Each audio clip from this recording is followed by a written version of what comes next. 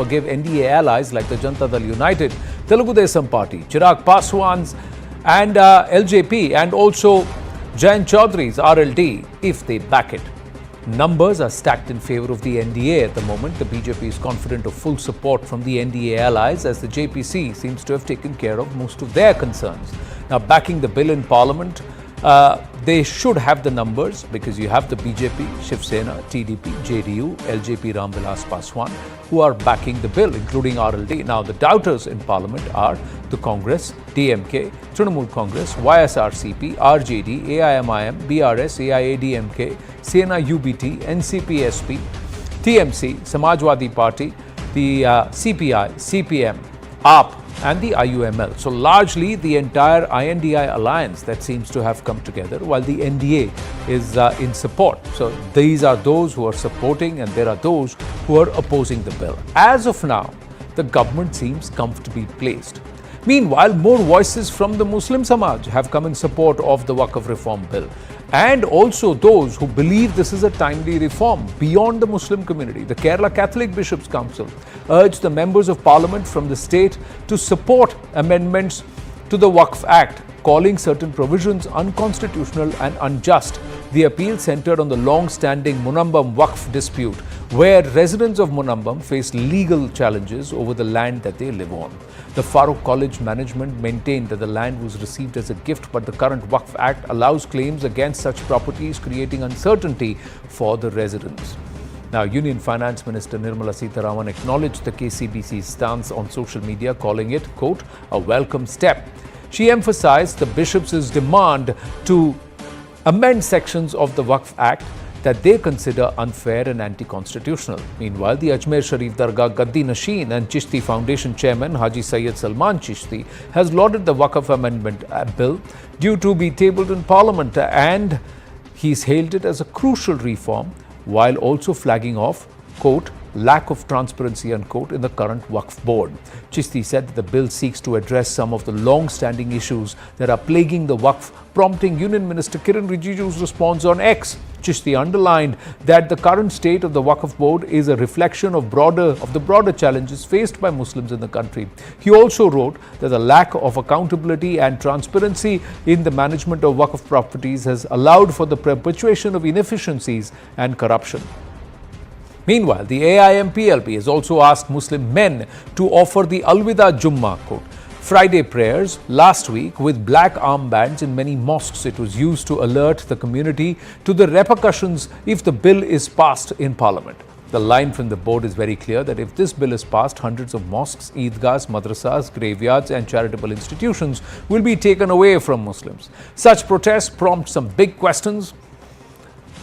First up is a protest on the scale of the Citizenship Amendment Act or farmers' protests being planned.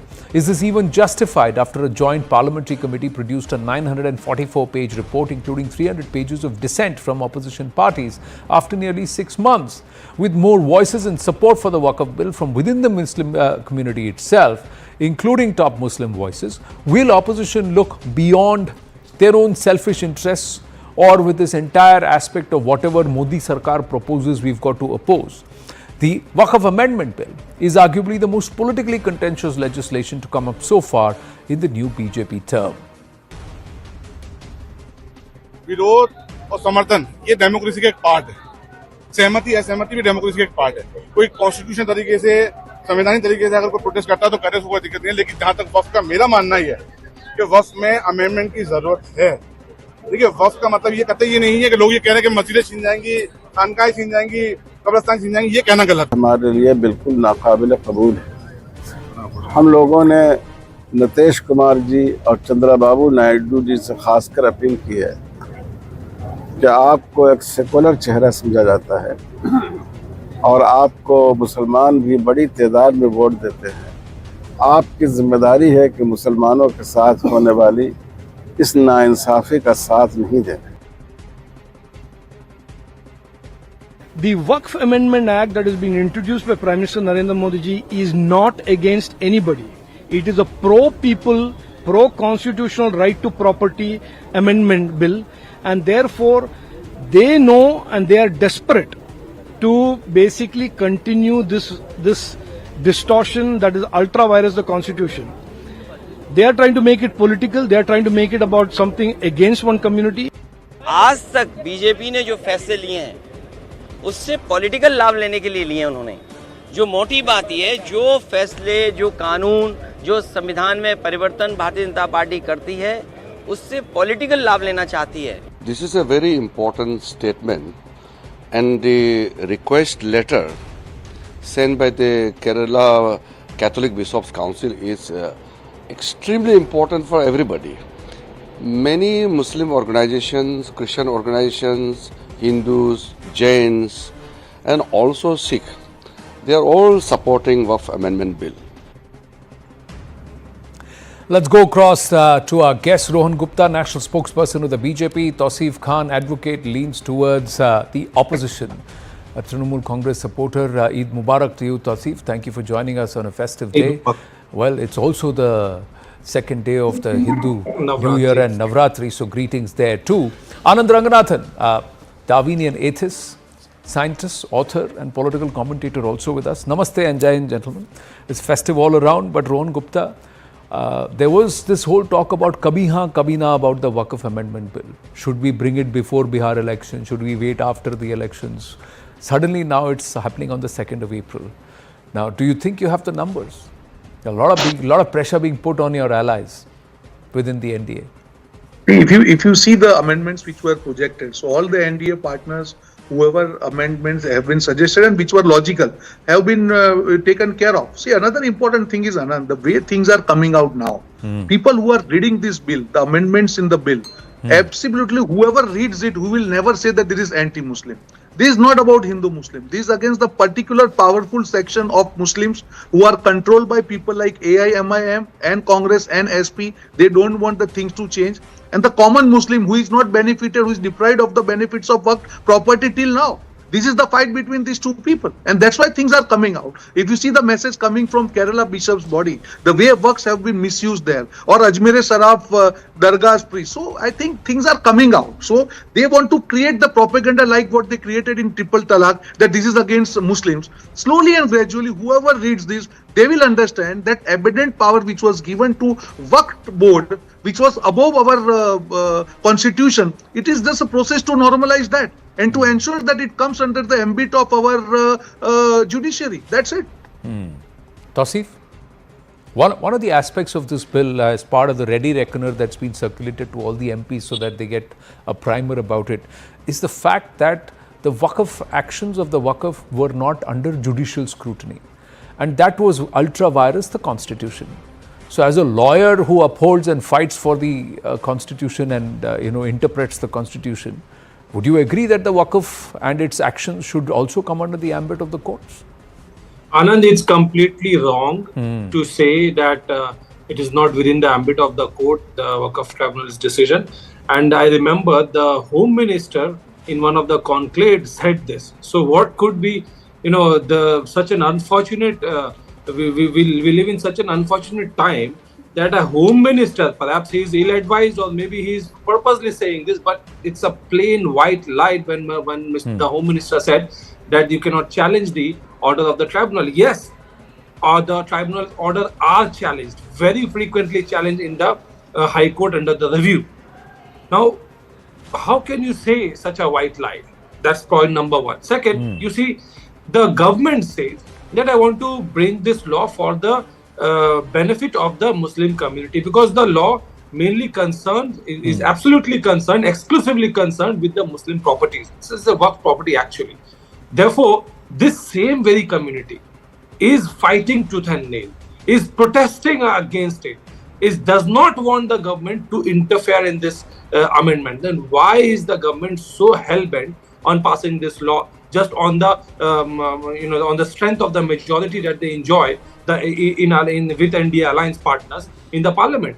The community does not want it. It affects only the community. There are several reasons. The ultra virus. There are so many legal questions involved, and it has. I was also part of the delegation which met the JPC when the JPC visited Calcutta, led by the MP, the chairman Jagdamb Kapal. And I submitted my objections, and I know what happened there. And I know, and I've followed the news, what happened thereafter inside the parliament. The opposition MPs were up in arms protesting the way entire episode JPC has handled. All the points that were suggested by the stakeholders like me or the opposition leaders were not incorporated in the final amendment or the whatever proposal that the government wants to bring in the parliament. All of them were not incorporated. Secondly, even if they have incorporated, the opposition remains. The community is against the interfering by this government in this law. Then why should the government try and force a law in the day again to the same community which is against it? Is Tosi speaking? No, is Tosi speaking for the entire 27 crore Muslims of Bharat, Rohan Gupta? No, I am speaking for myself as a lawyer. You just now said the entire community is against it. So I am asking Rohan Gupta, is Tausif actually representing 27 crore Muslims of Bharat, or is he representing only a handful of people? Absolutely. In that case, the Ajmer Sharaf, the Dargah's priest also, he is also representing Muslim. So you need to be very clear. See, you have to see what is there on the paper rather than just creating the propaganda this is against Muslims. Have you read the amendments? What are the suggestions? How it can be above your constitution? I am giving example of Kerala, where 600 families, Christian families, they are fighting their ancestral land, 404 acres of land, where Waqf says that it is their land. It's not the small time they are fighting. Their fighting is long. Can you ask those 600 families? Their ancestors' land, it has been claimed by Waqf, some religious trust there, and they are fighting this case for long. And still you are saying that this Waqf law is not misused. And in 2013, when this law was passed, it was passed by Congress party without any kind of discussion.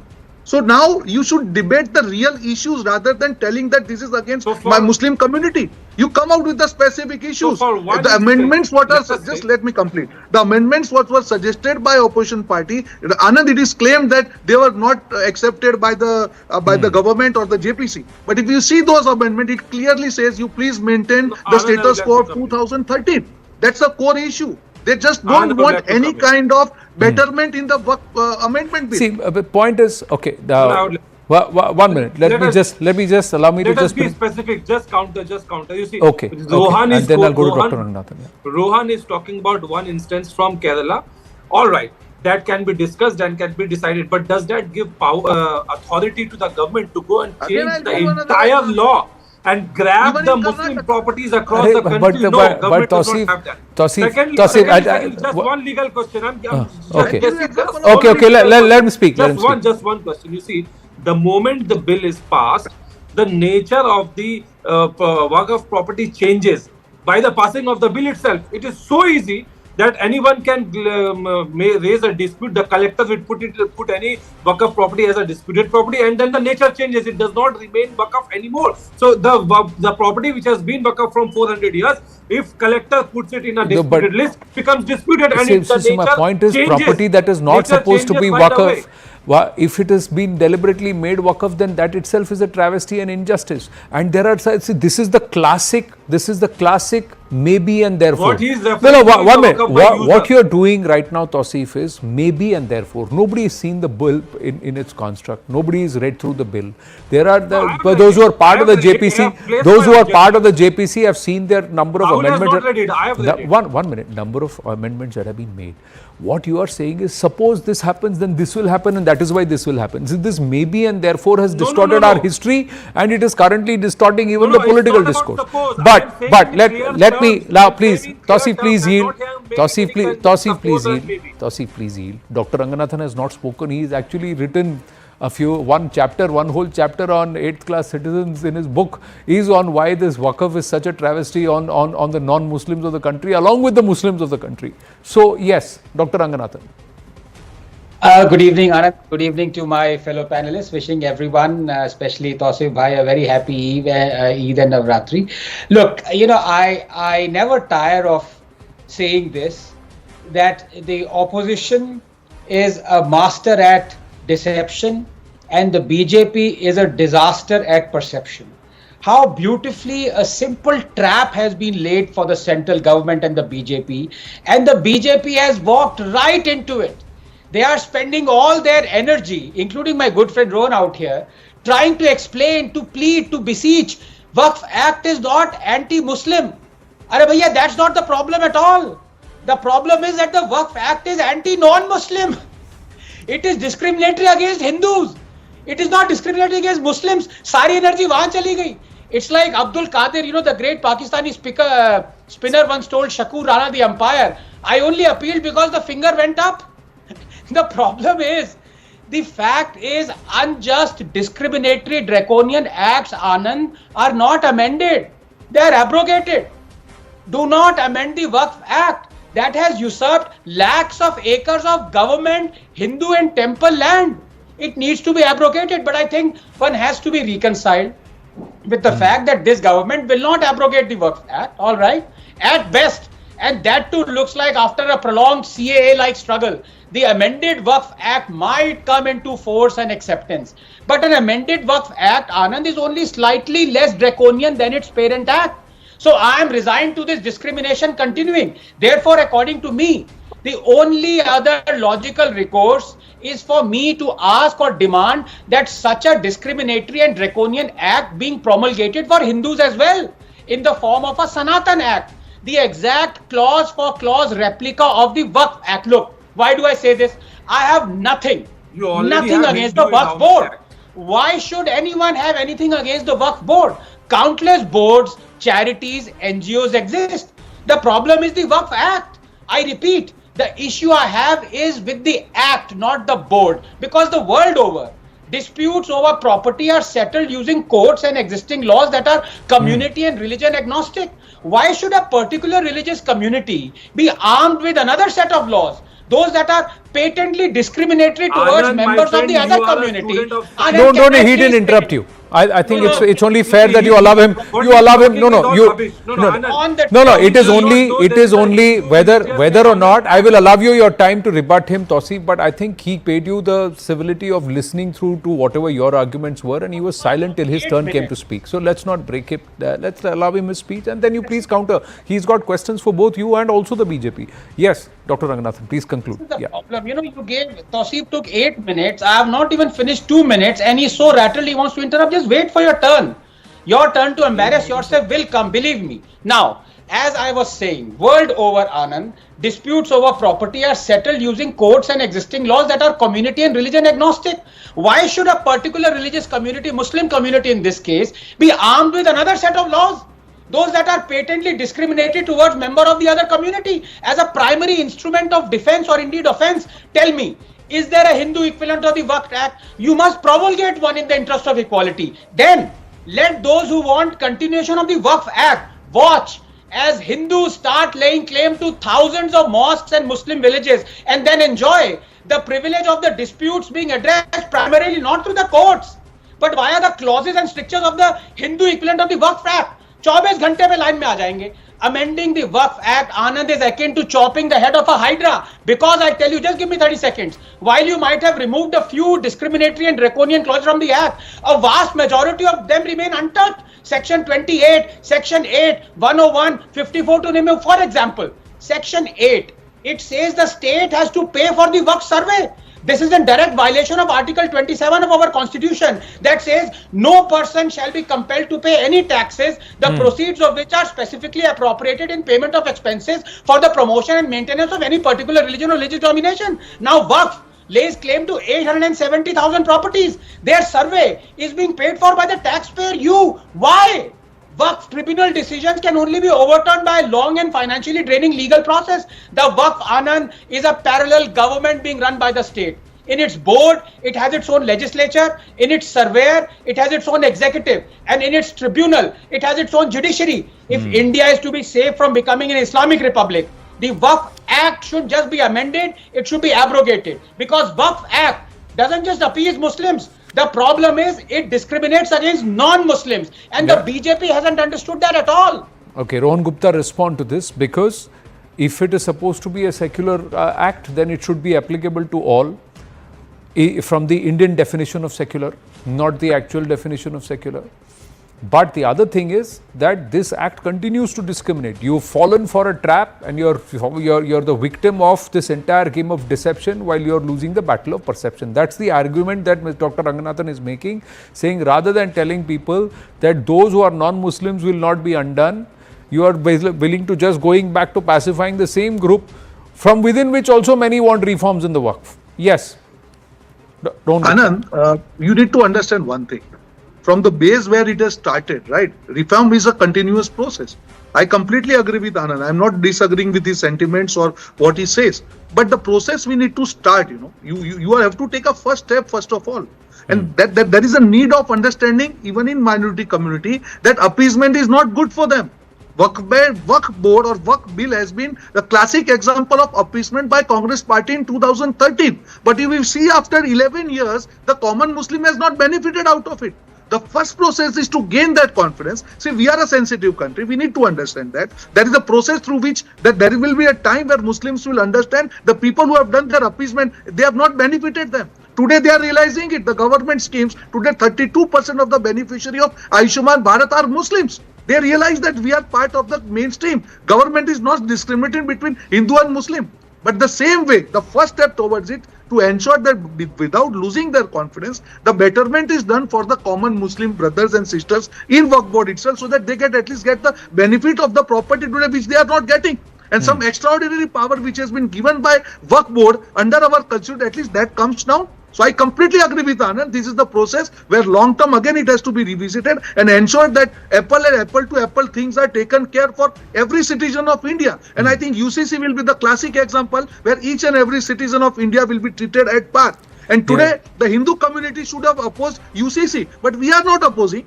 But we are the majority community and we have to surrender our rights in UCC to ensure that uniformity is there for law for across country. We are not opposing, and few sectors of minority community, they are saying that they are against UCC. So I think this is the process where the first step is this, and next step we have to ensure that each and every citizen of India is treated at par. The thing is that the common civil code covers marriage, death, inheritance, birth and adoption. It does not cover the faith and also the lands of the common people.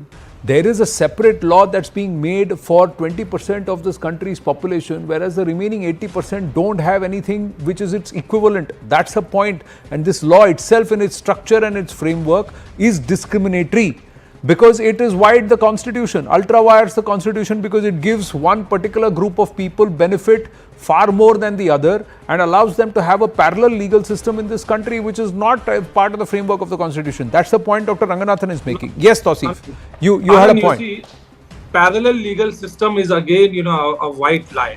Now the tribunal system is there in each country. So similarly, we in India, we have tribunals, so many tribunals like Central Administrative Tribunal, Income Tax Appellate Tribunal, National Green Tribunal. So tribunal system is a quasi-judicial proceedings which tribunal conducts, which has a judge, a magistrate level judge appointed and taking over the tribunal proceedings. Now, Anand Ranganathan is talking about having another Sanatan board or Sanatan act similar to Waqf Act. No, it is the community who has to decide and adopt it. Like there was no concept of divorce under the Hindu marriages.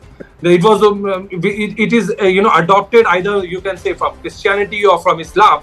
And a new law was made, Hindu Marriages and Divorce Act. That is up to them. Fine, they can do that. Because the concept of Waqf is a religious concept where you donate your property in the name of Allah. The Allah becomes the owner and you are only the management, you're managing the property for the benefit of religious and charitable purpose. No, please, I'm not finished. I'm not finished. Okay. And secondly, so this is a religious concept, and if another religion want to adopt it, they can very well do that. Secondly, I'm on Rohan's point. Rohan is on the corrupt practices and irregularities within the Waqf board. Now, Waqf board officers are appointed by state government. It is totally under the state government. So, if in BJP ruled state, the BJP government are controlling the Waqf board. If there are corrupt practices, very well go ahead and clean it.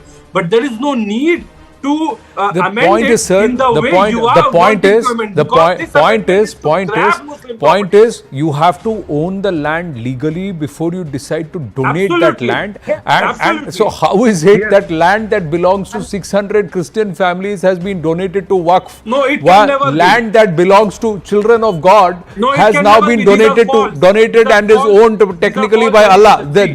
There is a No, problem these are- there, and there No, has no, to be a and system any that land- will these are go false down allegations, threadbare political to when legends and are- where if there is a travesty that has happened, then that travesty must be undone, and it should not be carte blanche to one particular section of the Indian society that they can get away with it while the others are poorly changed for that. The other thing is, what benefit has the Waqf and the Waqf board and its properties done to the Muslims of this country? The amount of property second only to the Indian Army and the government.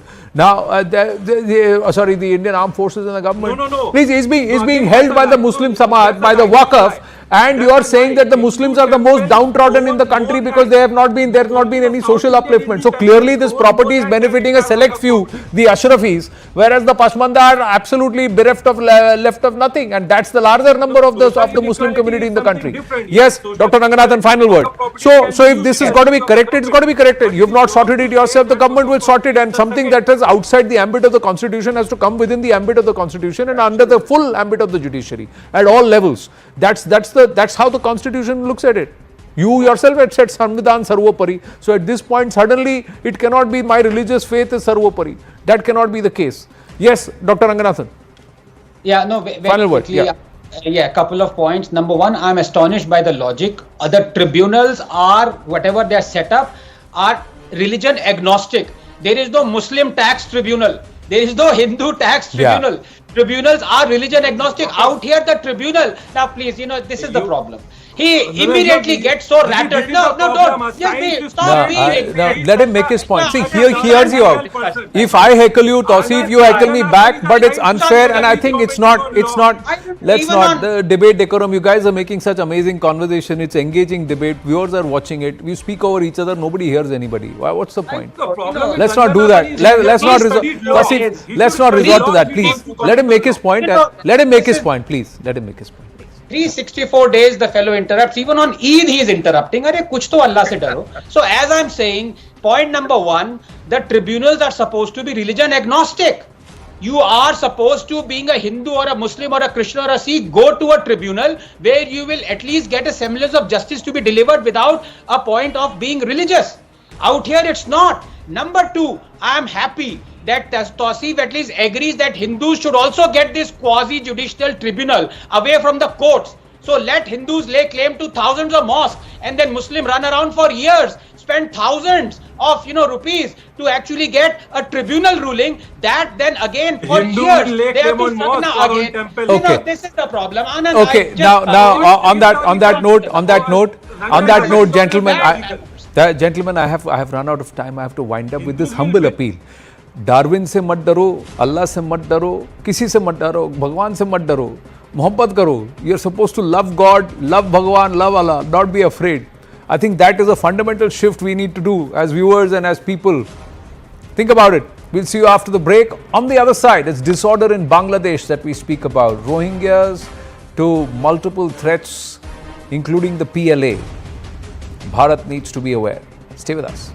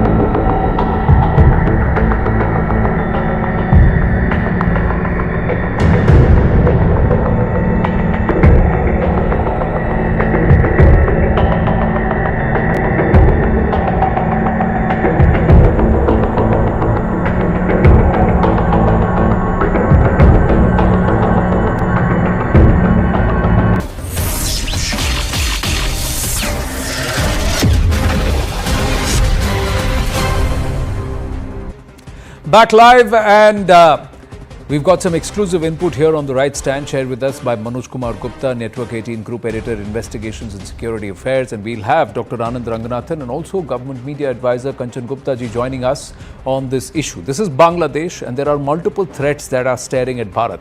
Let's just take you through quickly on what we've been able to glean and understand. First up, we show you an exclusive report by Fortify Rights on the dangerous situation in our neighbouring nation, Bangladesh. This exclusive report shows that Rohingya terror groups are attacking Rohingyas in Bangladesh refugee camps.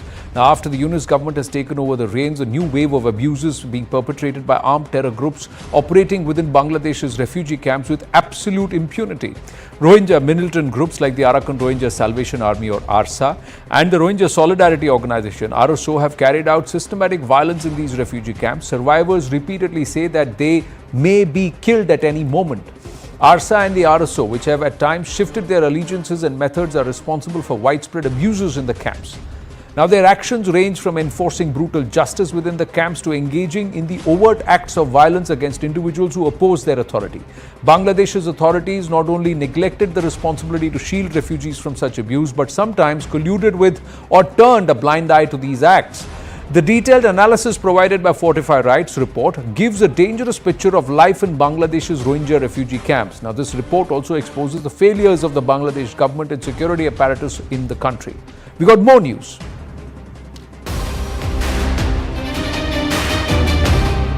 Now, Indian intelligence agencies have raised alarm over the situation in Bangladesh. Attacks on Rohingya refugees in Bangladesh refugee camps cause of concern for Bharat, they say. Now, this will also impact Bharat's security and socio-economic and diplomatic interests. Spillover of extremism and militancy is one major problem for Bharat due to the crisis in Bangladesh with Rohingya. Unaddressed violence and abuses within Bangladesh's overcrowded camps have enabled armed Rohingya militant groups to operate with near impunity. And this environment can lead to increased radicalization, provide safe havens for extremist elements, and also push a further proliferation, illegal entry of Rohingyas into Bharat, fleeing from these camps. Now, given Bharat's porous border with Bangladesh, particularly in sensitive regions like West Bengal and Assam, this can lead to major infiltration. Also, there's a risk that such militant networks may attempt to infiltrate Bharatiya territory or inspire cross-border attacks. Crisis would create internal security challenges in Bharat, especially in the border states and conflict-prone areas like Jammu and Kashmir or even Manipur. More news.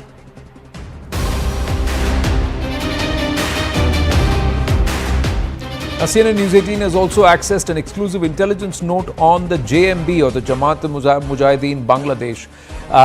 Its associate groups in Bharat, splinter groups of the JMB active in Bharat, and also after the release of top Al-Qaeda in this region, in the subcontinent leadership in Bangladesh.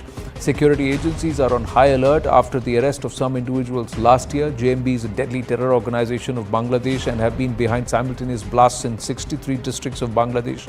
2 incidents by JMB in West Bengal took place. Second attack in Bodh Gaya in 2018. And after the JMB crackdown, splinter groups joined the Al-Qaeda, ISIS, Ansarullah Bangla teams. Now they've even traveled to Syria. The new Yunus government has released all major cadre of these groups. So there are serious concerns with respect to Rohingya militant groups and some serious radicalization threat with these cadre, and they're being clear, recruiting camps for some of the far more fundamentalist outfits. Kanchan Gupta ji is with us, Senior Advisor in the INB Ministry. Dr. Ranganathan stays on. Kanchan ji, namaste. This is a cause for serious concern. How can Bharat address this? Dada, you're on mute. Please unmute yourself. Yeah, go ahead, please. Sorry. This is actually cause for India at 3 levels. Cause for concern for India at 3 levels. One, if there is a push factor happening among the so-called Rohingya refugees in Bangladesh, Cox's Bazar and down the coast, then they will try to further move on towards India. Now, we already have a sizable number of Rohingyas who have sneaked in. They have not sneaked in through the land border or the riverine border. They have sneaked in via the Sundarbans estuary with more than welcoming support from the party in power in West Bengal.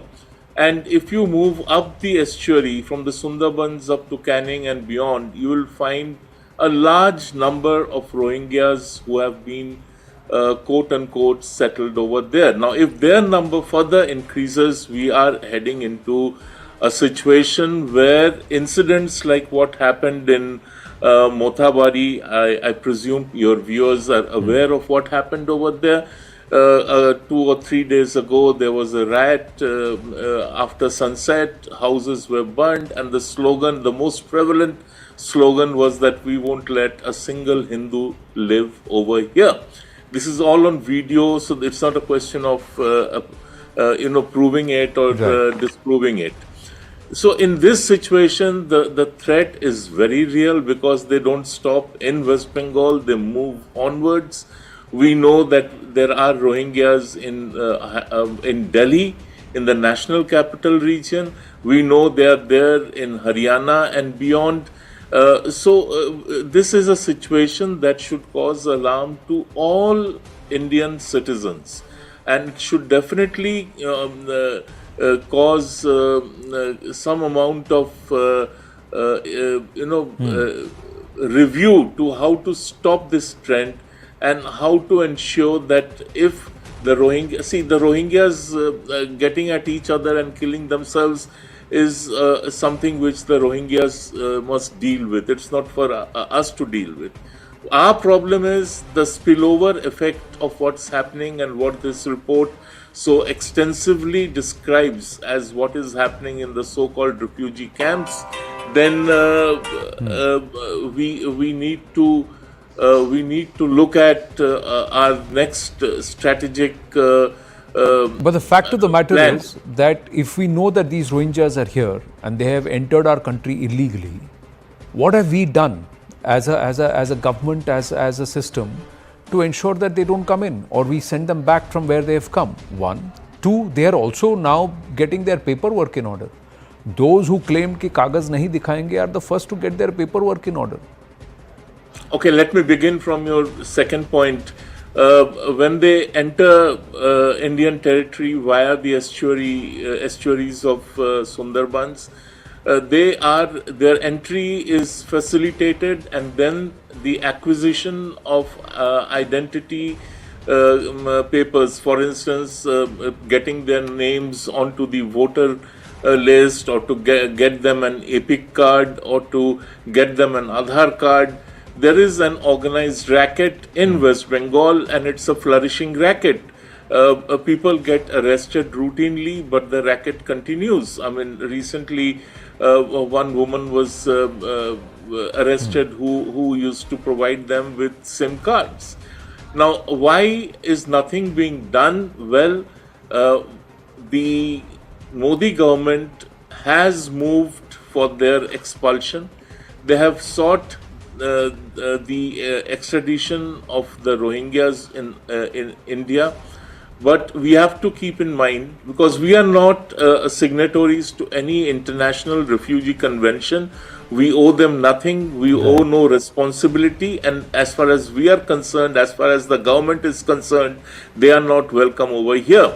But the problem is, you have had both the lower courts and the Supreme Court intervening in the matter. They have also instructed that their children should be provided with education.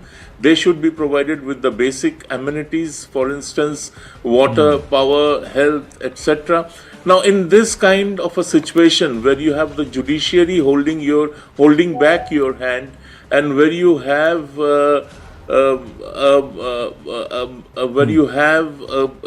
an administrative system that is weakened, for instance, in West Bengal, by the political bureaucracy of the state, which facilitates illegal entry of Bangladeshis and Rohingyas. So it's not an easy game to play.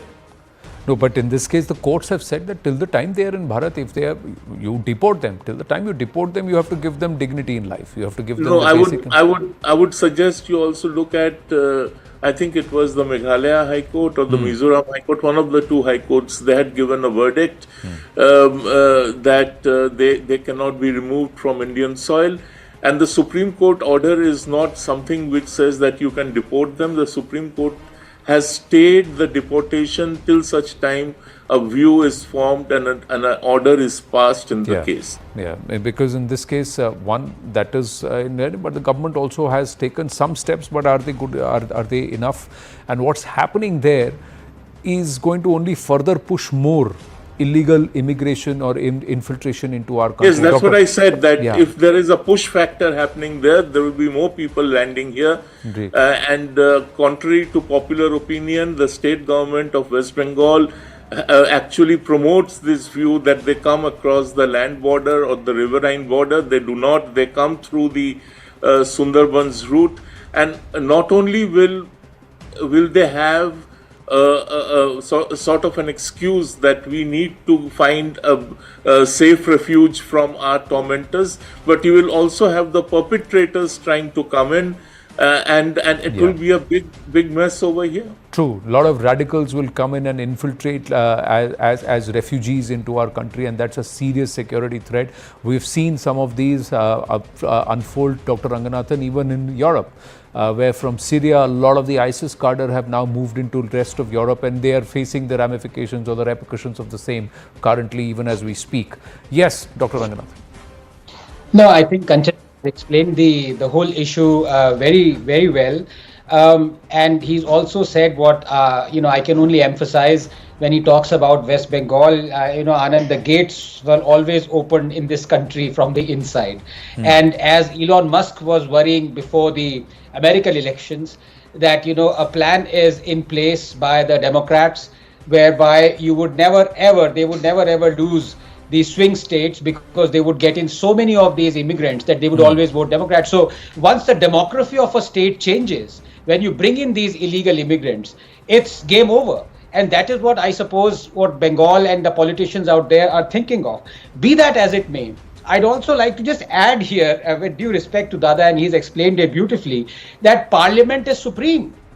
If the Supreme Court has said something that goes against our national and security interests, then the Parliament must act against and in the right interest of the country. Parliament has done that many times, and I don't know why it is, not doing that. As far as the judgment of Supreme Court is concerned, it cannot play victim as far as this is concerned. But if I may take the next, a minute or so, because Yunus is like a London bus, Anand. You wait for a long time and he does nothing, and suddenly he does 2 or 3 calamitous acts. One is obviously, what Dada has talked about. The other, that I must congratulate your content writer and, columnist Abhishek Banerjee for bringing this out in the open, that what he's talked to China about. I just going to come to that. Yes, that, we have the Seven Sisters as landlocked and the only gateway is, well, clearly he is acting as a puppet of China. If I may like to spend a minute on, because that is also very important, that's possibly because of illegal immigration, that now takes more importance than just throwing out the illegal immigrants. Because the mainland access, as we know, to Northeast is constrained by the so-called Chickle Neck or, Silguri Pass. And 95% of all our trade with the Northeast goes through Chickle Neck. Now, India actually had planned 2 economic corridors. The Bhutan, Bodoland, Bay of Bengal or B3 corridor, and the Hilli Mahendraganj Transnational Economic Corridor or the HMT corridor. They will, when complete, revolutionize connectivity, trade and security in the entire region, and that is what is troubling China and its newfound poodle Yunus. The Meghalaya Chief Minister Sangma already claimed that 100-kilometer HMT corridor will cut travel time and cost by half. Now Bangladesh is flanked by Hilli in West Bengal and Mahendraganj in Garo Hills of Meghalaya. To connect them would mean bypassing the Chicken Neck altogether and cut travel distance by 700 kilometers. Now National Highways Authority, Indian Railways had already conducted a survey, but then came the coup in Bangladesh, and now there is a Chinese and Pakistani puppet in place. It goes without saying that China doesn't want this corridor, and that is why the ventriloquist is speaking through the puppet. But the other corridor, the B3 corridor, is a more secure and strategic initiative to connect Bhutan with the Bay of Bengal through Assam and Meghalaya. There will be key transit points like Jogi Jhopa in Bodoland and Phulbari in Meghalaya that will serve as logistical hubs for B3 corridor, allowing access to water, rail and road cargo, providing us with access to Bhutan markets also. Importantly, Anand, Northeast, especially Bodoland, will again become rich and economically more stable again. That is what China doesn't want. And so it is acting through its puppet. So it's a double whammy like a London bus. No, interesting that Can I just add, to what Anand said just now? Sure. Yeah, interesting. You use this analogy. The fact is that Mohammad Yunus was seen as a US puppet, and now he's seen as a Chinese puppet. So, how they swing, like the Pakistanis also do when convenient. He's somebody's puppet. I mean, let me just put some context to this. Mohammad Yunus is trying to resuscitate the old claim of a certain section of East Pakistanis that the entire northeast of India actually is theirs, should be theirs, and is a natural Lebensraum, which is living space for Bangladeshis. As Bangladesh's population grows, they must be absorbed in India's northeast. And this was a theory that was promoted and that was propagated by a person called Maulana Bhassani. And the Bhassani theory was a very, very scary theory because what it said was that India's territorial jurisdiction should end with near about the chicken's neck, and the rest of it should be Bangladesh's, and or East Pakistan's and later Bangladesh's. By doing this, he's trying to also resuscitate the pre-1971 elements or the mindset of a very powerful section of people in Bangladesh to sort of reclaim India's northeast, if not physically, if not territorially, at least in terms of Bangladesh's strategic depth and strategic interest. So we must keep that in mind, and this is history repeating itself. Earlier it was Moscow backing him, now we have Beijing backing the new tyrant in the bloc. Well, we've got news on this, on the China aspect, and come back to you, gentlemen, after we just share this with our viewers.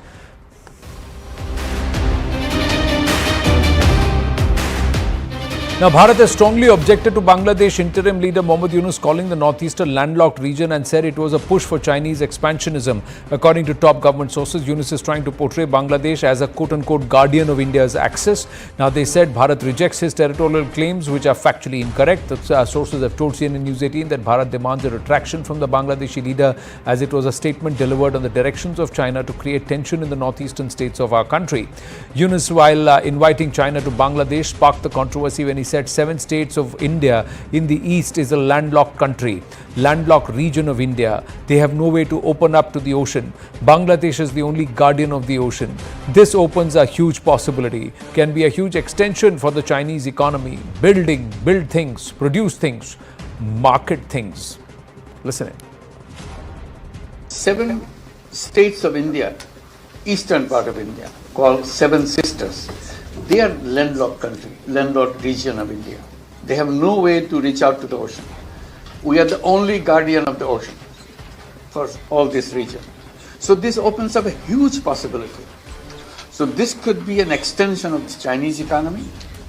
Build things, produce things, market things, bring things to China, bring it out to the whole rest of the world.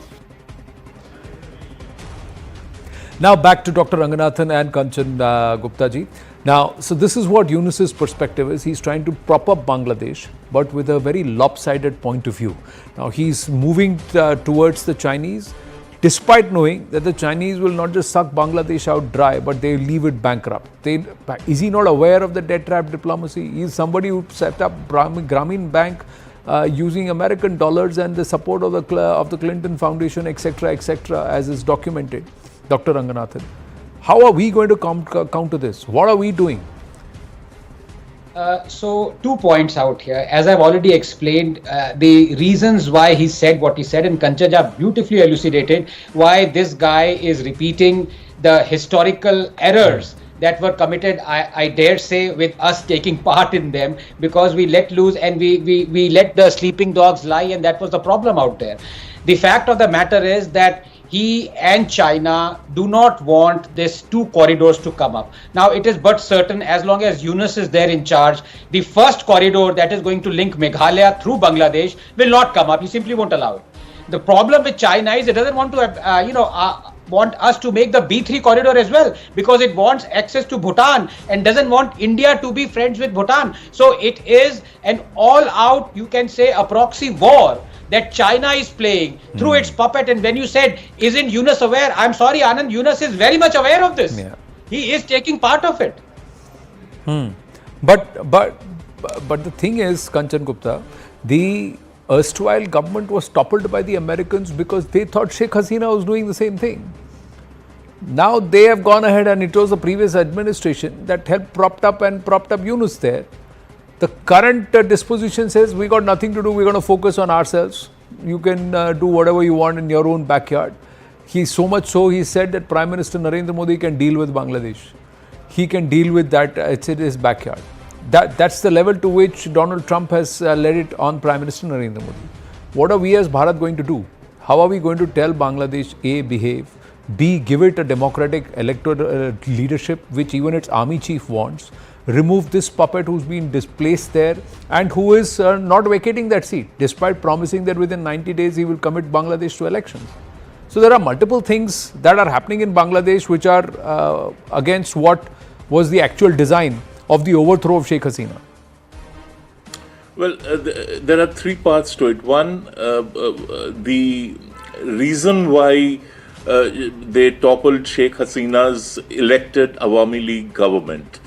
The reason primarily was because she would not kowtow to either Europe or to America, more so America. She was a very strong-willed person, she was a very independent-minded person, and she chose a path of friendship with India about which she never felt apologetic or never felt the need to sort of keep it under covers, which was equally true for Sheikh Mujib, her father.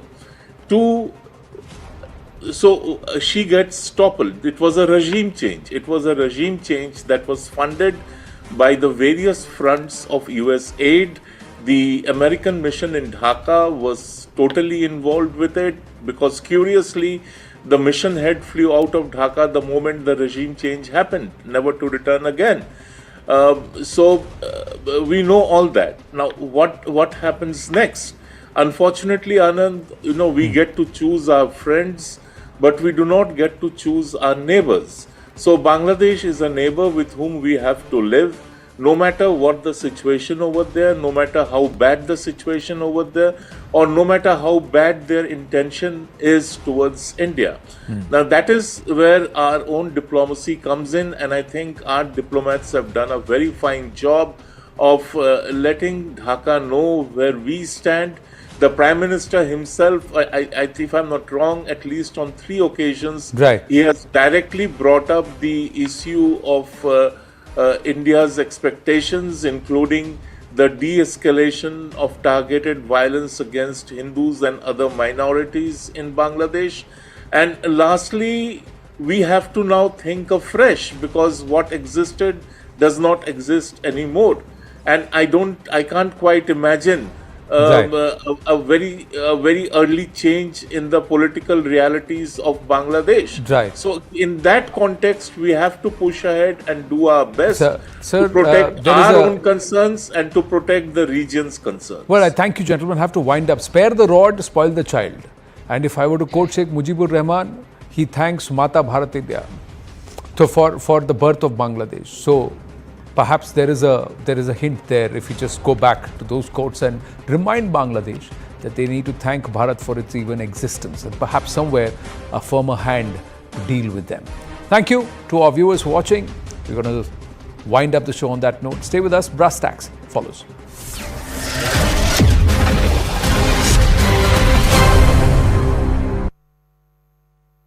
Co-powered by